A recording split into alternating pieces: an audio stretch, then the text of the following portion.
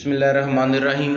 अज़ीज़ तलबा, parents and others, आज जो आपके लिए हम खबर लेके आए हैं वो बहुत ही गर्म खबर है और इससे हमें चांस लग रहा है कि हो सकता है कि कोई ना कोई मसला हल हो जाए या एमडी का रिकंडक्ट हो जाए या कोई और मसला सामने आ जाए या इस बच्चों को कोई फ़ायदा हो जाए। इसमें जो हम आपको अब खबर बताने लगे हैं बहुत ही अच्छी खबर है तालिब इल्मों के लिए। जो नैब है, हमारा अदारा है, वो नैब का अदारा हरकत में आ गया है और उसने पीएमसी जो है उसको नोटिस भेज दिया है।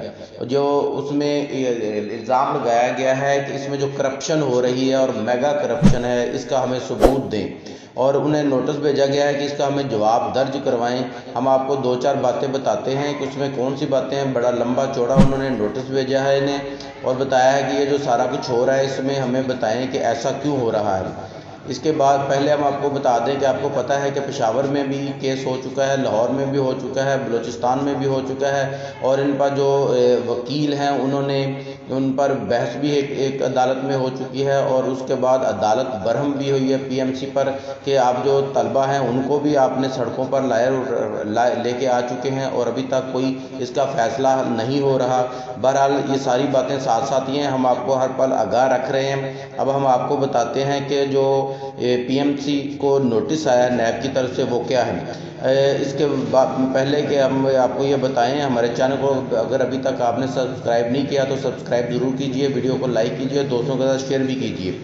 जी, इसमें उन्होंने जो लंबी चौड़ी बातें हैं उनमें से चंद बातें जो आपके गोश गुजार करना चाहूँगा जो कि आपके लिए बहुत ही अच्छी और हेल्पफुल हैं। जी, पीएमसी को उन्होंने जो नोटिस भेजा है उनमें थोड़ी चीज़ें नहीं हैं, बहुत ज़्यादा हैं। कुछ चीज़ें हम आपको बता देते हैं। उन्होंने कहा है कि आपने जिस कंपनी के थ्रू आप टेस्ट ले रहे हैं वो कंपनी क्या है, उसकी डिटेल हमें बताएं और उसके साथ फिर जो एडवर्टाइजमेंट आपने दी थी जिसके ज़रिए आपने ये ठेका देना था उस एडवर्टाइजमेंट को भी हमारे सामने लाएं।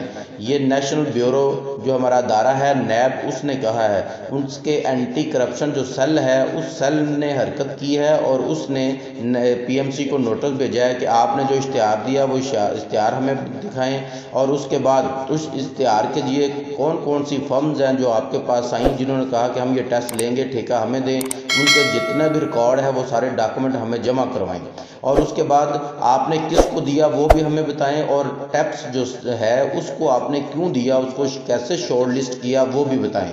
क्योंकि शॉर्ट लिस्ट करने से हो सकता है आप बेईमानी कर गए हैं और दूसरों को आपने भगा दिया गया हो और आपने मनपसंद बंदे को दे दिया हो और फिर उसके बाद आपने उसकी एवोल्यूशन जो हुई है उसको आपने जो सिलेक्ट किया वो क्यों किया है और उसके बाद आप हमें ये भी बताएं जिस फर्म को आपने ये ठेका दिया है वो फर्म असल में है क्या, कब से है और उसका एक्सपीरियंस कितना है, उसके सर्टिफिकेट क्या हैं, वो कंप्लीट कब की चल रही है और उसका तजुर्बा कितना है ऐसे टेस्ट लेने का। और मज़े की बात आपको बता दें कि वो फर्म हाल ही में वजूद में आई है, वो कोई पुरानी फर्म नहीं है, उसका तजुर्बा जो है बहुत ही कम है, बहुत ज़्यादा नहीं है। तो इससे हो ये सामने आ सकता है कि ये जो फर्म है हो सकता है एमडी कार्ड लेने के लिए इन्होंने फ़र्ज़ी तौर पर बना ली हो ताकि पैसे कमा लें और बाद में ये अपना थोड़ा बहुत काम करती रहेगी और अरबों पे ऐसे ही कमा लेगी। ये हो सकता है, कंफर्म नहीं है। वक्त से पहले किसी पर इल्ज़ाम लगाना अच्छी बात नहीं होती है। उसके बाद उन्होंने कहा कि इसकी कंप्लीट डिटेल जो है हमें वो आप हमें बताएं कि उनको आपने पेमेंट कितनी कर दी है और पेमेंट करने के बाद अभी आपकी पेमेंट रहती कितनी है, एडवांस कितना दिया है और जो आपकी पेमेंट रहती है वो भी हमें बताएं और ये जो आपने उन्हें ठेका दिया है इस ठेके की मुद्दत क्या है और ये कितने में हुआ है।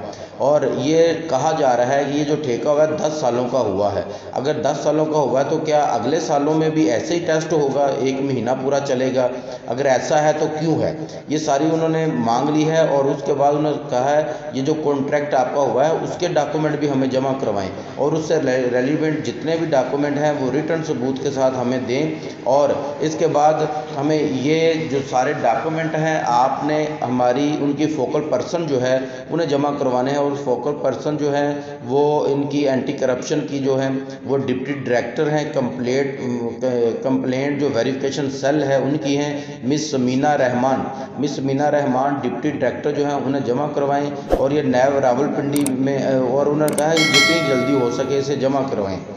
और इसके बाद इसका फ़ैसला क्या होगा, मेगा करप्शन हुई है या नहीं हुई है, इसका फ़ैसला तो अभी बाद में आना है। लेकिन फ़िलहाल नैब अगर हरकत में आ गई है तो हो सकता है कोई ना कोई निकल आए, तो सबूत मिल जाए, कोई चीज़ इनके ख़िलाफ़ निकल आए तो और तजर्बा जो उनका फर्म का तजुर्बा नहीं है, तो इसलिए हो सकता है कि जो तालिब इल्म है उनका कोई ना कोई भला हो जाए। इसके बाद अब नैब ने जो उन्हें नोटिफिकेशन भेजा है, इसके बाद वो अपना जवाब दर्ज करवाएंगे। क्या जवाब में वो लिखते हैं और नैब आगे से उन्हें क्या कहती है, इस सारी इंफॉर्मेशन से हम आपको पल पल आगाह रखेंगे। इसलिए चैनल को लाइक और सब्सक्राइब ज़रूर कर लें ताकि आगे आने वाली जितनी भी खबरें हैं आपको बर वक्त पहुँचती रहें। ये बहुत लंबा चौड़ा है, लेकिन ये बातें हमने आपको बता दी हैं। ये बातें हैं जो मेन पॉइंट्स हैं उनके, और इसकी जितनी भी डिटेल है पहले दिन से लेकर आखिरी दिन तक वो मांग ली गई है। अब इसमें देखते हैं कि क्या होता है। चैनल को सब्सक्राइब करना ना भूलिएगा।